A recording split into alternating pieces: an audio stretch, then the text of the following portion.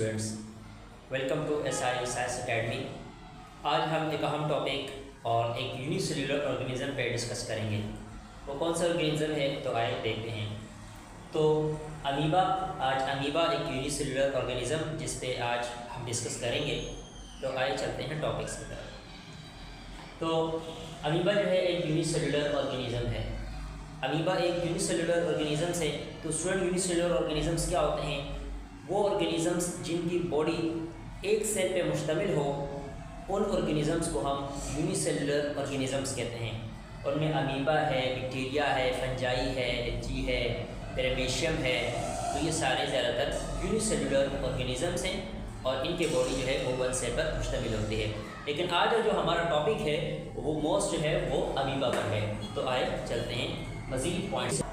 अगर हम इसकी लोकेशन और साइज फाउंड की बात करें कि अपनी लाइफ कहाँ सर्वाइव करता है, तो जो अमीबा है वो but of the shadow pound pools, ये ज़्यादातर जो खड़ा पानी होता है तो वहाँ पे जो मिट्टी होती है उसके अंदर और वाटर्स के अंदर, तो उस मिट्टी के अंदर ये अपनी लाइफ जो है वो ज़्यादातर सर्वाइव करता है।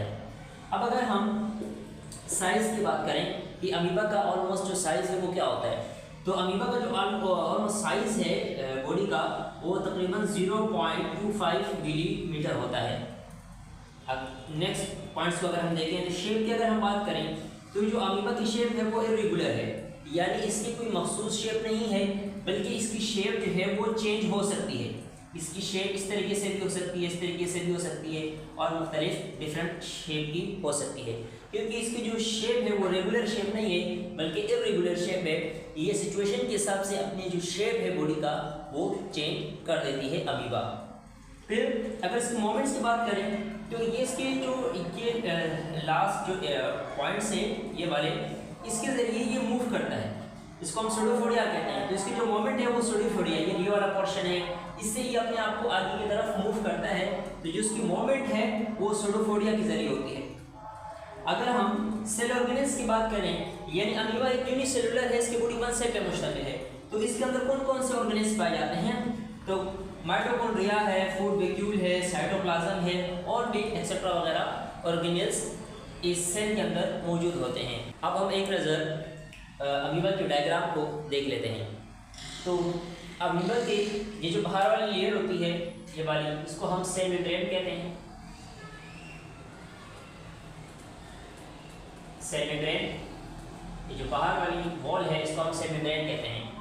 इसके अंदर एक एरिया है, यहाँ पे हमने साइटोप्लाज्म की बात की थी।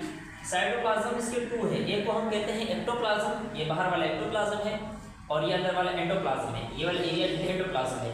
एंडोप्लाज्म के अंदर बहुत सारे ऑर्गेनिज्म पाए जाते हैं, जैसे कि माइटोकॉन्ड्रिया है, ये एटीपी को स्टोर करता है, इसको power house of the cell भी कहा जाता है। ये न्यूक्लियस है जो एंडोप्लाज्म के अंदर मौजूद है और न्यूक्लियस का काम होता है पूरे सेल को कंट्रोल करना। तो इसी तरीके से ये फूड वैक्यूल है और यहाँ पे लाइसोसोम्स हैं जो इंट्रासेलुलर डाइजेशन करते हैं। और ये तो बता चुका हूँ मैं कि सूडोफोडिया वो होता है, वो पोर्शन है सेल का जिससे वो अपने आप को फूड के बतौर काम करता है और अपने आप को जो अमीबा है उसको मूव करने में हेल्प करता है। तो ये डायग्राम है अमीबा की, तो ये हमने समझ ली है। और अमीबा जो है ये जो फूड इंजेक्शन है, फूड को इंटर होना, उसको इंजेक्शन कहते हैं। तो ये बॉडी सरफेस से करता है। फॉर एग्जाम्पल अगर यहाँ पे कोई फूड पार्टिकल है और अमीबा यहाँ है तो वो जाते जाते अपनी आपकी शेप ऐसे कर देता है और फिर आगे अगर हो जाए तो फूड अंदर आ जाता है यहाँ पे और फूड पार्टिकल इस तरीके से बॉडी की सरफेस से एंटर होता है, ठीक है। और जो एक्सक्रीशन है वो भी बॉडी सरफेस से होता है, इसीलिए इंजेक्शन और एक्सक्रीशन का जो प्रोसेस है वो अमीबा जो है वो बॉडी सरफेस से करती है। उम्मीद है आपको यूनिसेल्युलर ऑर्गेनिजम्स और अमीबा का टॉपिक जो है वो समझ आया होगा।